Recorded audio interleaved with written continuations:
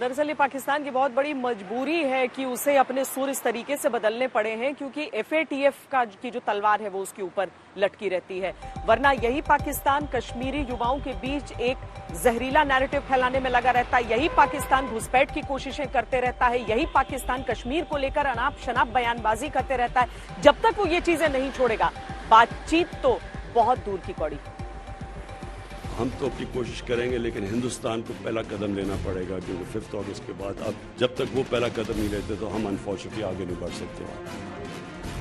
आस्तीन में सांप और बातचीत का हाथ, ऐसे कैसे चलेगा इमरान साहब? जब जान पर बन आई तो 25 फरवरी को सीज फायर का ऐलान कर दिया, वरना उससे पहले तो आपके और आपकी आतंक परस्त सेना ने सीज फायर तोड़ने के सबसे बड़े रिकॉर्ड बना दिए थे। पाकिस्तानी सेना ने फरवरी 2020 और फरवरी 2021 के बीच औसतन रोजाना कम से कम 1 दर्जन बार सीज फायर का उल्लंघन किया। साल भर में कुल 4665 बार, जो पिछले 17 सालों में सबसे ज्यादा है। जो पाकिस्तानी सेना LOC पर गोलीबारी की हदें तोड़ रही थी, वो अचानक से सीज फायर के लिए तैयार कैसे हो गई? इसकी क्रोनोलॉजी समझिए। 25 फरवरी को पाकिस्तान ने LOC पर सीज फायर को सख्ती से लागू करने की हामी भरी। इसके बाद ही पाकिस्तान कश्मीर को फिर से राज्य का दर्जा देने का एजेंडा चलने लगा।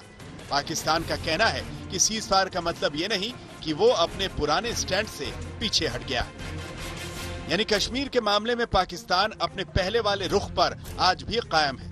इमरान और बाजवा के बयान से भी ये बात साफ समझ में आती है। अनफॉर्चुनेटली 5 अगस्त आ गया और उससे बहुत बड़ा एक धचका पड़ा और हमारे टोटल ब्रेकडाउन हो गया दोनों मुल्कों के बीच में। अभी भी उम्मीद हम ये रखते हैं कि अगर वो कश्मीरियों को, जो उनका राइट है, जो यूनाइटेड नेशंस की सिक्योरिटी काउंसिल ने उनको राइट दिया है कि अपनी जिंदगी का फैसला खुद करें, अगर वो राइट देते हैं तो ये हिंदुस्तान के लिए भी उतना फायदेमंद है जितना हम पाकिस्तान के लिए। पाकिस्तान की मुश्किल ये है कि वो कश्मीर का मोह भी नहीं छोड़ सकता और उसे दुनिया को ये भी दिखाना है कि वो कितना शांति प्रिय देश है। लेकिन पाकिस्तान चाहे जितनी मर्जी तिकड़म लगा ले, भारत अब उसके झांसे में नहीं आने वाला।